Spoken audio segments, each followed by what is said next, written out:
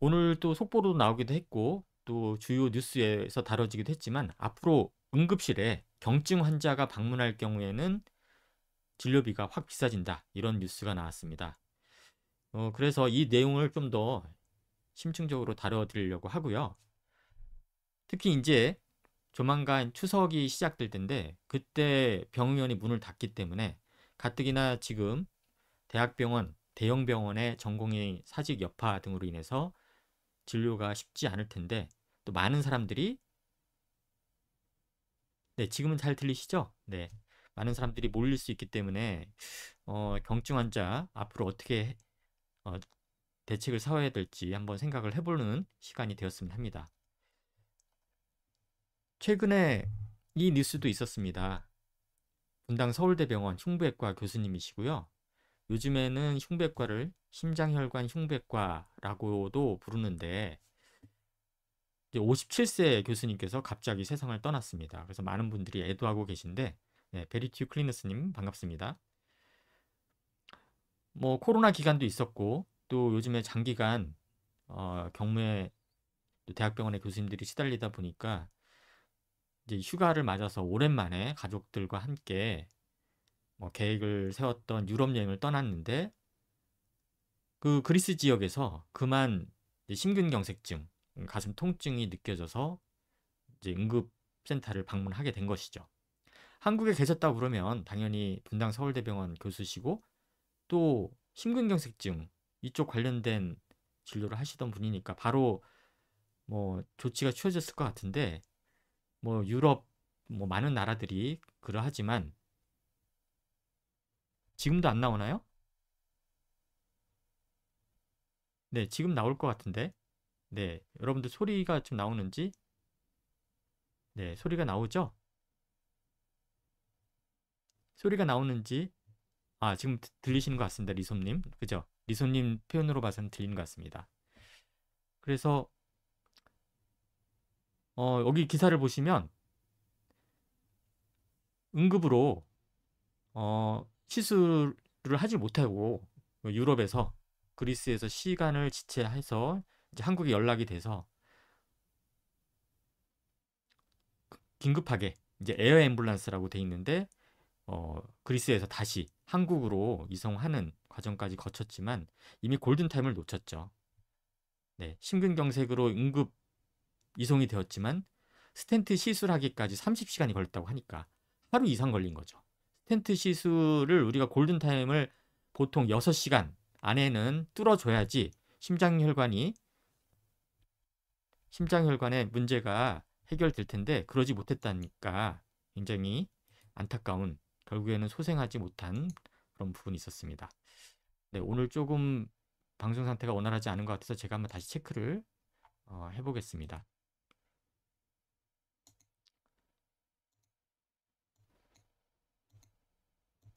네, 죄송합니다. 이제 조금 더 나아지실 것 같습니다. 죄송합니다. 아무튼 그래서 안타깝게도 이제 세상을 떠나셔서 많은 분들이 애도를 표하고 있습니다. 오늘 주요 주제는 네, 소리를 조금 이제 조정하셔도 되겠습니다. 바로 오늘 뉴스에 나왔던 이 부분이 되겠습니다. 경증 환자. 네, 경증 환자가 응급실을 찾을 때, 응급센터를 찾았을 때 본인 부담금이 60% 이상 인상된다는 그런 내용이었는데요.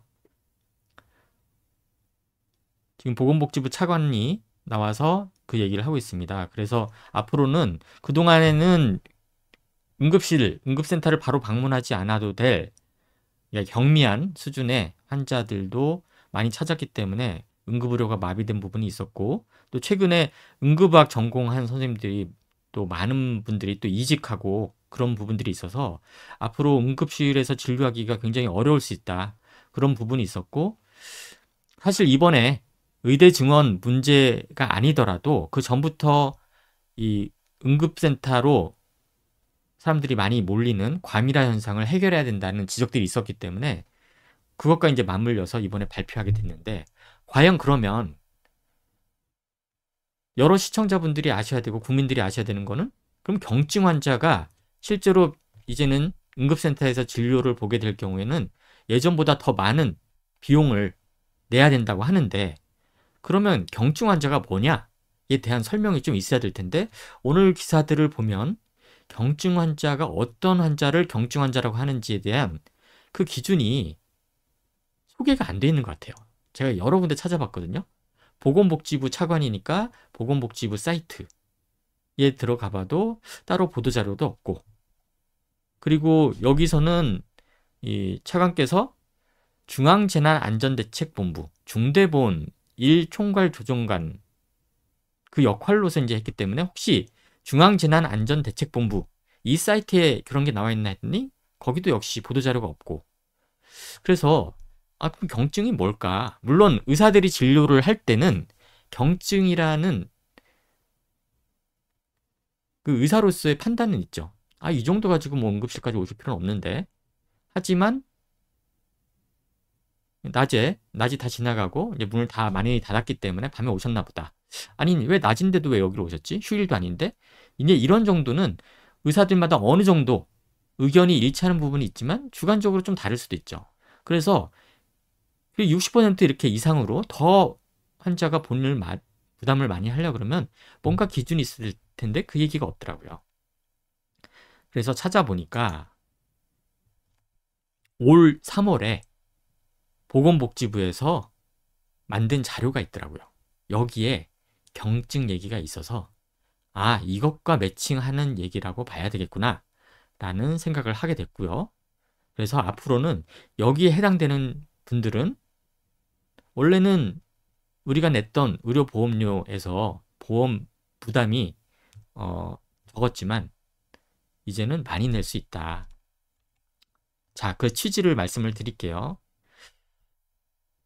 가끔 뉴스에 보시면 아시겠지만 응급실에서 또 뭐 폭력 사고, 뭐 환자나 보호자분이 의사, 간호사를 때린다거나 하는 게 이제 뉴스에 나오기도 합니다. 대개의 경우는 그런 이유죠.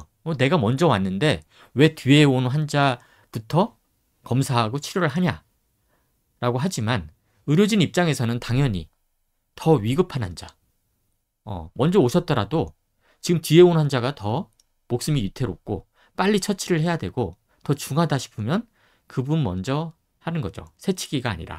그건 당연하지 않겠습니까? 하지만 그런 걸 이해를 못 하시는 분들이 있기 때문에 그리고 또 경증, 사실 응급실까지 안 오셔도 되는데 이런 분들이 많이 응급센터 바로 찾아서 실제로 더 손이 많이 가고 빨리 처치해야 되는 그런 분들을 의료진들이 집중적으로 치료하기 어려운 부분들이 있어서 그동안 많은 문제가 됐다. 2년 전에 우리나라 응급의료 통계 연보를 보더라도 절반 가까이가 사실은 굳이 응급센터를 방문하지 않더라도 그냥 외래 진료를 하더라도 가능했던 분인데 찾은 분들이라는 거죠.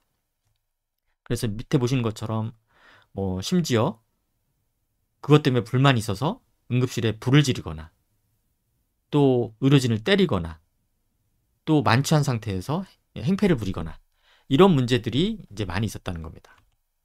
그래서 응급실 내원 환자에 대해서는 나름대로 전문가들이 진료 우선순위를 결정하는 그 방식이 있어야 되겠다라고 해서 한국 중증도 분류 기준을 따라서 진료 우선순위를 정하자라고 했던 거고, 그래서 응급의료법에 이제 그런 내용들이 있습니다. 여기 보면은 8조 2항이라고 돼 있는데 응급 환자가 2명 이상이면 지금 응급실에 환자가 1명밖에 없어. 그럼 뭐 고민할 것도 없죠. 그분 검사하고 치료하고 진료해주면 됩니다.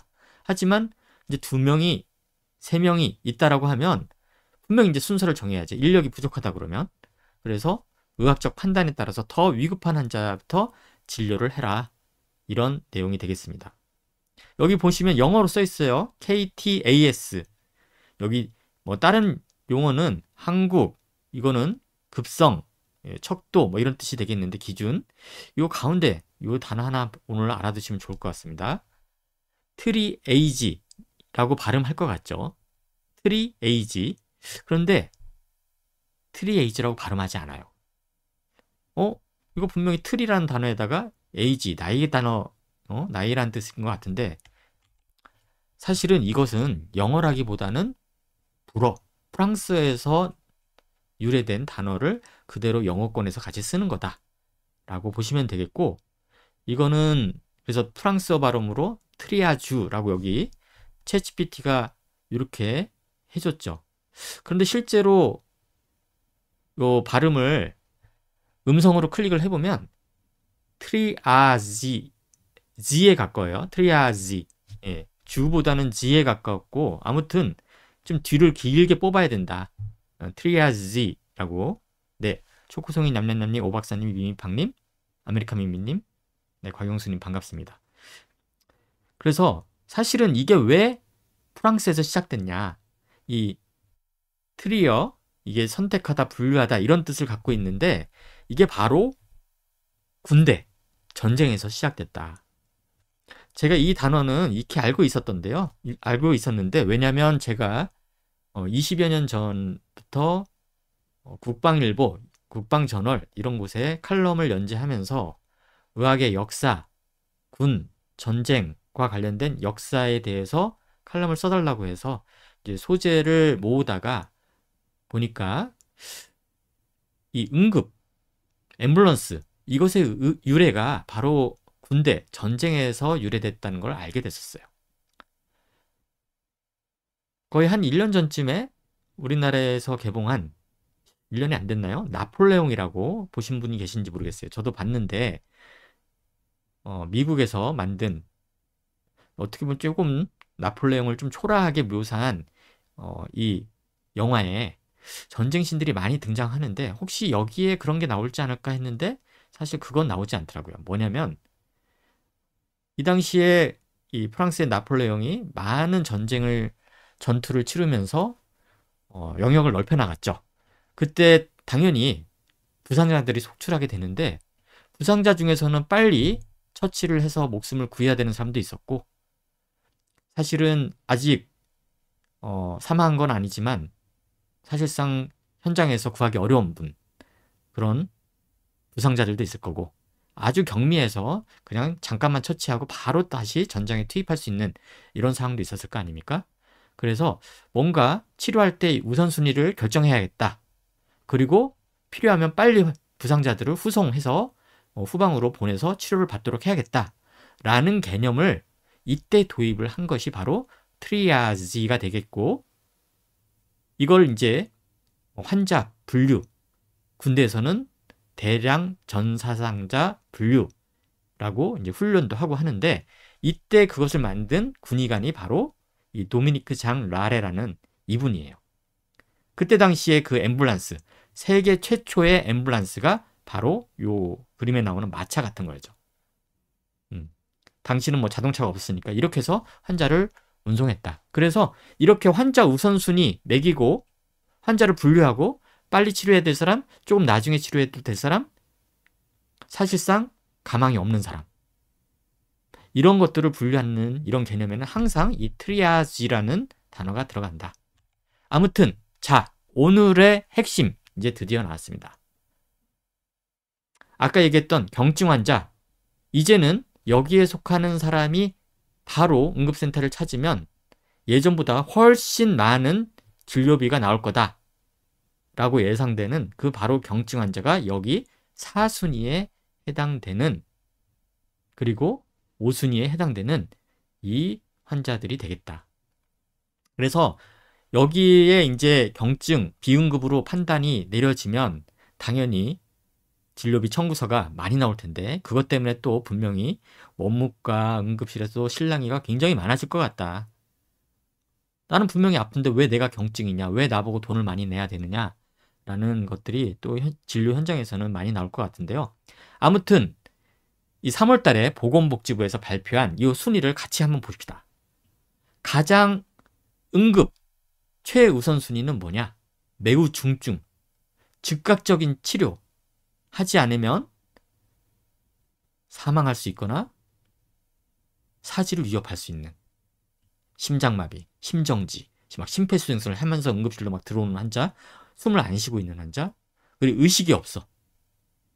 단 음주와 관련되지 않은 제가 인턴 레지던트 때 음주와 관련된 무의식 환자가 엄청 많았거든요. 그렇죠. 술이 만취해가지고 또 신입생 환영회, 회식 이럴 때 그냥 술이 그냥 완전히 가득 차가지고 길바닥에 쓰러져 있고 뭐 그러면은 이제 뭐 경찰 또는 뭐 소방서 이런 데서 실어서 그냥 응급실에다 내려놓고 그냥 가시죠. 그러면 사실 저희는 이분이 이제 소재 파악도 안 되고 지갑을 뒤져서 아 이분이 누구구나 이렇게 아는 경우도 있지만 또 그런 게 없으면은 누군지도 모르고 굉장히 불안하죠. 술 냄새는 많이 나는데 술에 취한 건 알겠는데 혹시라도 지금 안 깨어나는 게 술에 취한 채로 넘어져서 머리가 다쳐서 머리 안에 출혈이 있는지 아닌지 알 방법이 없어요. 그렇다고 다 검사를 할 수 없으니까 일단 수액 놓고 이 환자를 계속 지켜봐야 되는 이런 것들이 있을 테고요. 아무튼 여기서는 술과 관련이 없는 의식이 없는 이건 정말 다 초응급이다. 그래서 어떤 환자가 오더라도 어떤 환자, 수많은 환자가 있더라도 응급실 문을 열고 이 환자가 들어오는 순간엔 이 앞에 있는 환자들을 다 내버려 두고 여기 의료진이 다 달려들어야죠. 달려들어서 심폐소생술을 시작하고 해야 된다. 살려야 되니까. 그 다음이 뭐냐? 중증, 빠른 치료가 필요한 사람. 이거는 앞서서는 정말 위험한 상태지만 여기는 잠재적으로 덜 위험한 그래도 이제 무시무시하죠. 심근경색증, 뇌출혈, 뇌경색, 흔히 얘기하는 중풍. 이분들도 빨리 치료하지 않으면 앞서 그 분당 서울대 교수님처럼 몇 시간 안에 또 몇십 분 안에 빨리 조치가 들어가지 않으면 사망할 수 있는 마찬가지죠. 뇌출혈도 빨리 수술하고 뇌경색도 빨리 혈관을 뚫어야 되고 이러지 않으면 살아나더라도 후유증이 심한 당연히 중증이죠. 응급센터로 바로 오셔야 되는 이런 분들이고 3순위는 3등급은 중증보다 약간 약해서 중증 의심, 치료가 필요한 상태, 호흡곤란, 그리고 대변을 봤는데 피가 동반되는 설사, 출혈이 같이 동반된 호흡곤란이 있으면서 실제로 응급실에서 산소 포화도가 90% 이상인 이런 경우 90%가 안 되는 경우는 이제 더 중증으로 넘어가겠죠. 자, 여기까지는 정말 위급한 상태고 정말 응급센터에 치료가 필요하고 우선순위가 매우 높은 바로 처치가 들어가는 의료진이 분주한 이런 상황이고요. 이 4순위부터는 그렇지 않다. 경증, 한두 시간 내 처치 등이 요구되는 상태고 환자의 나이, 통증, 또 합병증 이런 가능성을 고려해서 처치가 되는 건데 사실 여기에 해당돼서 응급실 가시는 분들이 많아요. 그동안 우리도 이럴 경우에는 응급실 많이 갔죠. 38도 이상 열나고 장염, 배가 아프고 또 요로감염. 그동안 이런 환자들 당연히 응급실에서 많이 봤고요. 또 오신다고 해서 이 정도 가지고 왜 응급실로 오셨지? 라고 의료진들도 얘기를 하진 않았어요.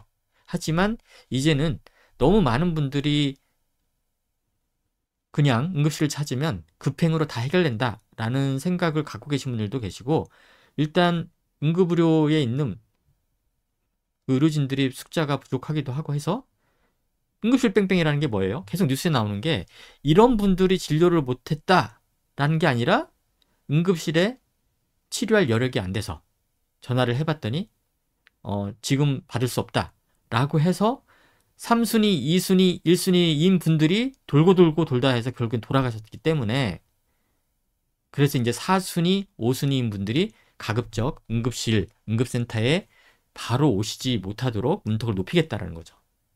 5순위는 당연히 4순위보다 더 경미한 겁니다. 요 정도는 사실 응급실까지 가실 필요는 없을 것 같아요. 4순위가 사실 애매했죠. 뭐 감기, 배탈, 장염, 설사, 그리고 약간 찢어진 거. 뭐 피가 나고 뭐 환자나 보호자분들 입장에서는 깜짝 놀래고 막 두렵지만 사실 이런 거는 그렇게 총각을 다투는 건 아니죠. 그래서 이게 3월 달에 발표된 것이고 그 이유가 우리나라뿐만 아니라 우리나라는 그래도 응급실 진료가 수월했지만 다른 나라들 독일, 호주, 일본 여기 다 보면은 뭐 제가 굳이 이것까지 일일이 다 말씀드리지 않아도 이미 다른 나라에서는 아무나 응급실 찾지 못하도록 이미 다 제한이 되어 있다. 이제 그 얘기를 하고 우리나라도 이런 나라의 평균에 맞추겠다. 보건복지부에서 좋아하는 OECD 평균에 맞추겠다. 이런 내용이라는 거죠. 아무튼 그래서 경증 환자는 응급실보다 근처에 있는 병의원, 외래 기반으로 돼 있는 병의원을 찾아라. 그런데 사실 낮에 이런 일이 생기지 않고 이런 증상이 생기지 않고 밤에 생기면 이제 응급센터를 찾아야 될 수밖에 없지 않을까. 그러면 이제 본인이 좀 더 비용을 많이 내더라도 감내를 해야 될 것 같은 그런 이제 고민을 해야 되겠죠. 자, 그런데 문제는 뭐냐? 3월 달에 이제 이런 내용들이 사실 먼저 나왔다는 거예요. 계속 이제 언론을 통해서 흘러나왔는데 문제는 의료진들이 그 당시에도 우려를 표하는 게 있었어요. 그때 나왔던 얘기가 뭐냐? 정부에서 이른바 걸어서 응급실에 찾아오는 사람들은 못 들어가게 하겠다. 너무 많은 사람들이 응급센터, 응급실을 찾으니까 그 제한을 두는 가장 쉬운 방법이 본인이 걸어서 들어간다는 것 자체가 경증 아니냐. 가장 쉬운 구분 방법이. 그런데 의료진들의 얘기는 뭐냐. 심근경색증. 아까 그 분당 서울대병원 교수님 같은 경우도 그리스 같은데 그리스에 있다가 가슴이 아파서 본인이 진료실 그 응급실을 찾았을 수도 있잖아요. 그런데 실제로는 바로 시술이 들어가야 되는 그런 상황이니까 아니 이걸 기준으로 하게 되면 많은 중증 응급 환자를 잃을 수 있다. 목숨이 위태할 수 있다. 비슷한 얘기죠. 응급실 걸어오면 이용 제한? 이거는 정말 응급 환자를 진료하지 않은 그냥 사무실 책상 안에서 나온 아이디어다. 급성 심근경색증, 대동맥 박리 이런 거 정말 빨리 치료하지 않으면 사망할 수 있는 이런 경우를 그냥 집 근처 병원, 의원 가라라고 하면 이거 누군 책임질 거냐? 누가 책임질 거냐? 이런 얘기를 했던 겁니다. 아무튼 오늘 브리핑에서는 뭐 걸어 들어오는 환자가 응급실, 응급센터 바로 못 간다. 이런 표현은 없었고 경증 환자라는 얘기만 있었기 때문에 앞서 보여드렸던 그런 기준으로 해야 되지 않을까 생각하고요. 그래서 마침 제가 이 응급의료법 이 법률을 찾아보는 사이트 있습니다. 거기에 한번 법정이 어떻게 돼 있나 했더니 지난달 말일에 시행이 되기로 된 것들이 여러 개가 있더라고요. 너무 내용이 많고 글씨가 작아서 제가 넣지는 않았지만 제목 위주로 넣었지만 여기 보면은 이제 응급실 아무나 못 들어갑니다. 예전에 제가 인턴 레지던트 때는 뭐 응급실에 뭐 별의별 사람들이 막 들어오기도 하고 환자 한 명에 보호자 여러 명 들어오기도 하고 뭐 완전히 뭐 시장 같았죠 뭐. 근데 이제 뭐 코로나 돌기도 하고 그래서 엄격하게 뭐 응급실뿐만 아니라 병동에도 잘 못 올라가죠. 면회도 쉽지 않은데 아무튼 이제는 환자 아니면 잘 못 들어가게 아예 이렇게 법에도 돼 있고요. 그리고 경우에 따라서는 의료진이 판단해서 이분은 응급 환자에 해당되지 않는다라고 하면 응급실 아닌 다른 의료기관으로 보낼 수 있도록 돼 있어요. 그러니까 응급실에 있는 의료진이 환자분은 응급 환자에 해당되지 않습니다. 여기서 나가주세요. 다른 어디 가세요 하면은 무슨 얘기냐? 내가 왔는데 이렇게 못할 수 있다는 거죠. 여기 있잖아요. 응급 환자가 아닌 사람에 대한 조치. 의료인은 응급 환자가 아닌 사람을 응급실이 아닌 의료시설에 진료를 의뢰하거나 다른 의료기관에 이송할 수 있다. 해야 한다가 아니라 할 수 있다. 이러니까 이제 또 실랑이가 또 많이 벌어질 수도 있습니다. 그리고 뭐 진료 의뢰나 환자 이송 기준은 이제 대통령이 정한 대로 한다. 이런 건 뭐 수시로 바뀔 수 있으니까. 그렇죠. 예. 어떻게 하라는 건지 이제 앞으로는 정말 의사들도 어,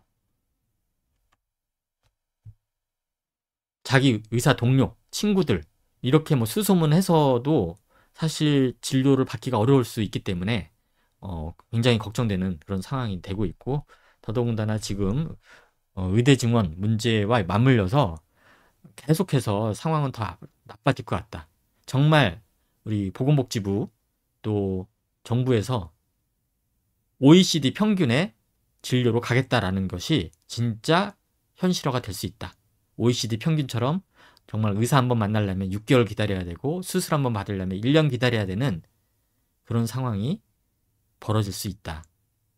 아무튼 오늘의 결론 3월 달에 발표한 보건복지부의 이 슬라이드 표에 따르면 경증 비응급이 나와 있는데 이것을 감안하셔서 앞으로는 여기에 해당되는 분들은 좀 진료비, 치료비를 많이 낼 수 있다는 걸 각오를 하셔야 되고, 그걸 떠나서 그렇게 내더라도 진료를 받을 수 있으면 다행이겠지만 경우에 따라서는 4순위, 5순위에 해당되는 분들을 응급실에 있는 의료진이 판단해서 너무 1, 2, 3순위 환자들 때문에 다른 진료가 어려워서일 수도 있고, 그래서 4순위, 5순위에 해당되는 분은 여기서 진료가 어려우니 근처 어디 가시라라고 이렇게 얘기도 할 수 있으니까 여러분들이 그런 내용들은 좀 감안하셔야 되겠습니다.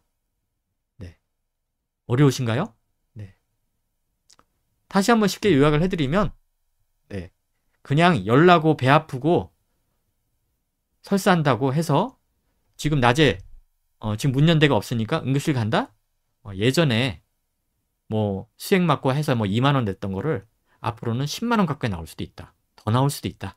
이렇게 이해하시면 되고, 그렇게라도 돈을 내서 진료를 할 수 있으면 좋을 텐데 이제는 응급실에서 이 정도 가지고는 저희가 진료 못하니까 딴 데로 가세요라고 그런 얘기도 들을 수 있다. 하지만 1, 2, 3순위에 해당되는 분들은 당연히 숨 많이 차고 가슴 뻐근하게 아프고 내가 정말 이상한 것 같다. 이거 너무 위험한 것 같다. 내 심장에 뭐가 문제가 있는 것 같다라고 하면은 본인이 판단할 수 없죠. 사실은 본인이 4순위인지 5순위인지 어떻게 알아요? 그럴 때는 일단은 응급센터 진료를 받으실 필요가 있겠습니다. 네, 리솜님 민간요법이요. 민간요법이 필요할 정도면 4순위, 5순위가 될 텐데 본인이 하실 수 있는 것들 증상에 대해서는 제가 한번 시리즈로 한번 보여드리도록 하겠습니다. 네, 오늘도 방송 함께 해주셔서 감사하고요. 어제 방송에 대해서 많은 분들이 이제 또 좋은 피드백을 주셔서 감사한데 제가 오늘 초반부에 좀 마이크 상태라든지 이런 거 체크를 충분히 못해서 죄송하고 내일 방송 제대로 준비하도록 하겠습니다. 시청해주셔서 고맙습니다. 안녕히 계십시오.